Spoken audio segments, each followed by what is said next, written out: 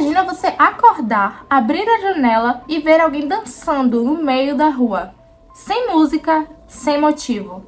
Agora imagina que essa pessoa não consegue parar de dançar.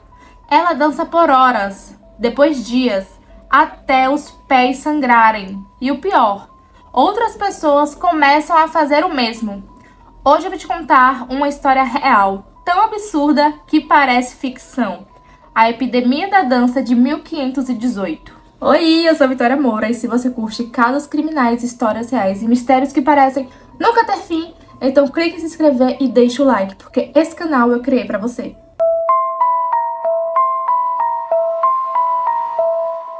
A gente volta no tempo para uma cidade chamada Estrasburgo, no ano de 1518. Naquela época, a cidade fazia parte do Sacro Império Romano Germânico e a situação ali era desesperadora. Fome, doenças, pobreza extrema. As pessoas viviam com medo, acreditando que tudo era castigo divino. Até que no dia 14 de julho de 1518, uma mulher chamada Frau Trofea simplesmente começou a dançar, do nada, sem música, sem aviso, sem motivo. Ela saiu para a rua e começou a se mover, de forma estranha, quase como se estivesse em transe. As pessoas pararam para olhar, algumas riram, outras ficaram assustadas, mas ninguém imaginava o que estava prestes a acontecer.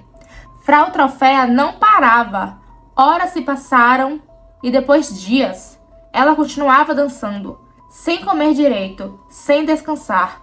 Os pés começaram a inchar, depois a sangrar. E mesmo assim, ela continuava. Chegou um momento em que ela não aguentou mais e caiu.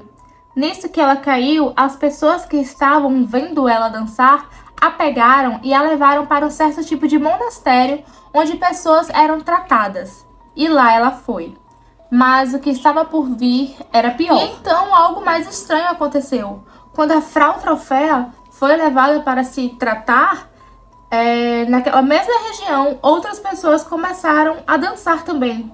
Primeiro uma, depois duas, depois 3, depois 10, depois 20. E quando foi ver, já tinham mais de 30 pessoas dançando sem parar na rua. Era como se elas estivessem em transe, como se fosse algo contagioso. No final de julho, a situação saiu completamente de controle. Cerca de 400 pessoas estavam dançando pelas ruas de Estrasburgo. 400. Homens, mulheres, idosos, crianças.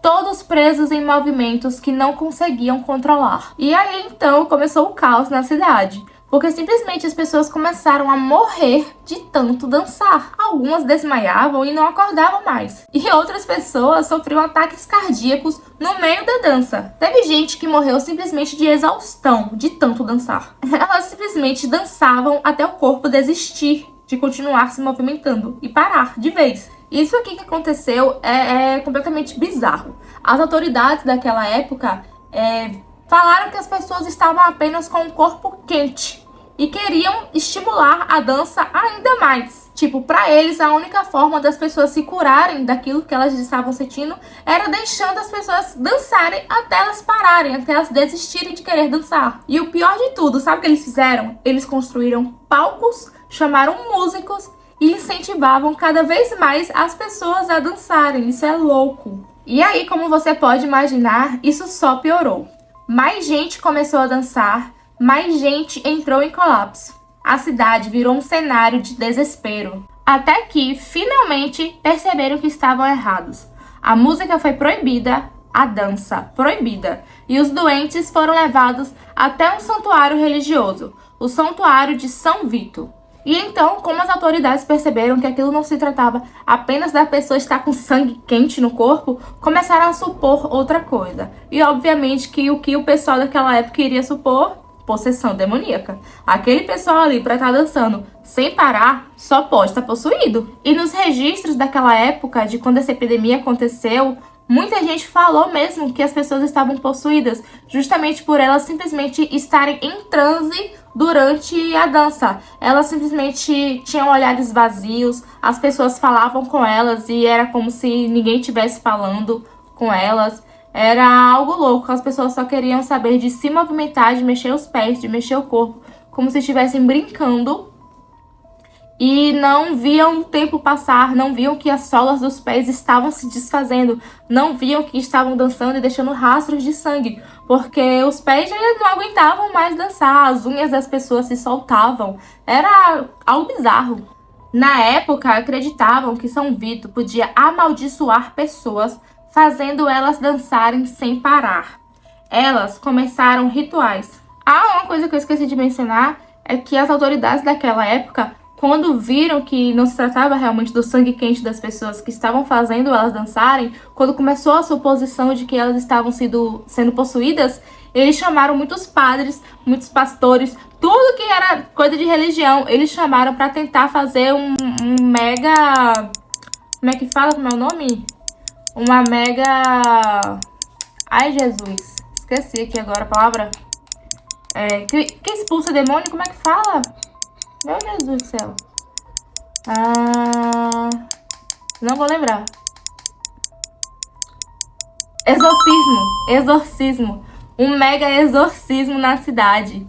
Só que ainda assim não funcionou. As pessoas continuavam dançando. E também nos registros dizem que as pessoas não queriam dançar. Elas se viam claramente cansadas, mas ainda assim não conseguiam parar de dançar. E é nesse ponto que entra o São Vito.